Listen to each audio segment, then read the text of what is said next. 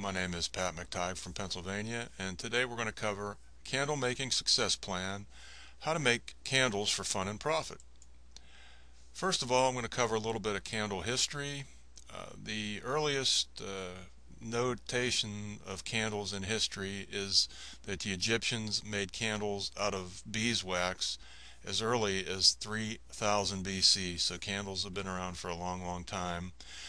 And you're probably aware of candles, in the colonial days, pre-electricity days, that candles were used for lighting to include street lighting.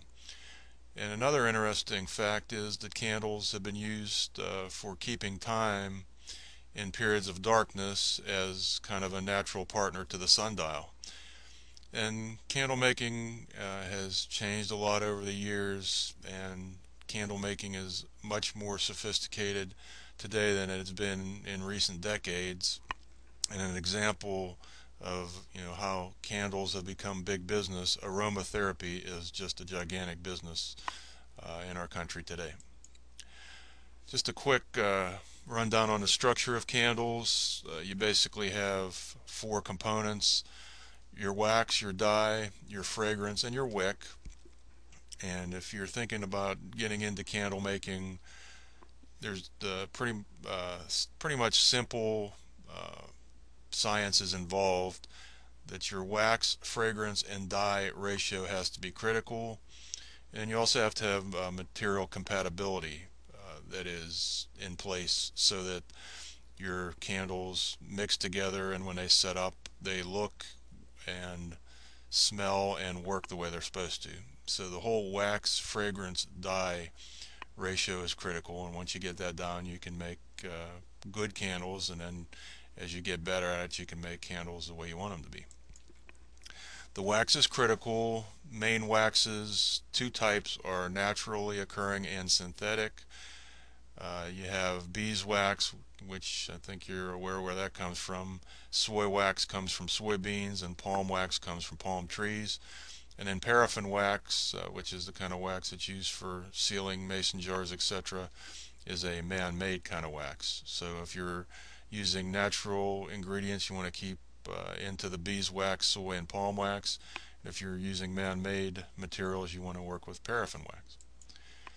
Wick quality and location, just real quick, I think you know what a wick is, but the wick is the thing that the flame burns on. It's actually, for the most part, braided cotton, and it's actually treated chemically so that it won't burn too fast, because if it burns too fast, the candle goes out.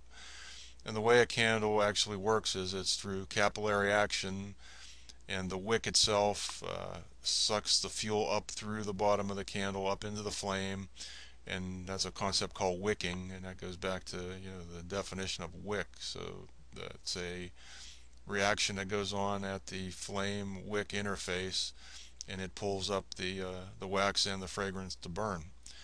And the location of the wick is critical to how the candle burns and the fact that it burns correctly. So wick is pretty important to candles. The type of candles, there's many different types of candles. I'll just touch on some of the categories. You got the natural, the synthetic, you've got poured, you've got dipped, you've got the industrial ones that don't have any smell, you've got the scented ones, and then there's this whole new genre of candles, the designer scented, that just seem to keep getting more and more sophisticated over the years. Personal candles, you can start real simply and make your own candles. And why would you want to do that? You make them the way you want them to be. You make them to your specs, your specifications, and then as you get better, you can make them smell the way you want them to. And then the other cool thing is you can experiment. So once you get your ratios down of your wax and your fragrance and your dye, your coloring agent down, you can make candles that look and smell the way you want them to, which is pretty cool. Then you can move into candles as gifts. A lot of people give candles as gifts. They're great gifts. They're nice. People like them. They're very inexpensive to make, and then they can be customized. You can make them look the way you want them to, and you can actually tie in some other crafting to it so that you can make your candles look exactly the way you want them to be for gifts. And then these are gifts that are actually used, which a lot of people like that in a gift. And then the other thing is, it's a gift that allows people to remember you when they're burning their candle in their house. When they smell the candle, they think of you. So candles as a gift is a really great idea. Could there be a candle business in your future? Well, if you have a passion for making candles, or if you're interested in thinking about candles as a business, it's a very good model. You can turn your passion into some extra cash without spending a lot of upfront money. You can start very, very small, and you can grow and scale your business very easily. And you can move from crafting to business. So the crafting to business model works very well with candles. Can it be a family affair? Certainly you can do that. You can get your kids involved in your candle making business. This can be done very safely as long as you follow the established processes. And your kids' creativity can really help your business, because kids can come up with some really cool ideas on how to make candles in different ways. And it's a great fun way to spend quality time together. So if you need some more information about candle making and potentially candle making as a business, please go check out our site. It's www.candlemakingsuccessplan.com, and we have a free 10-part mini course that we'd love you to sign up for and get. And that'll help you better understand candles and candles as a business a little bit better.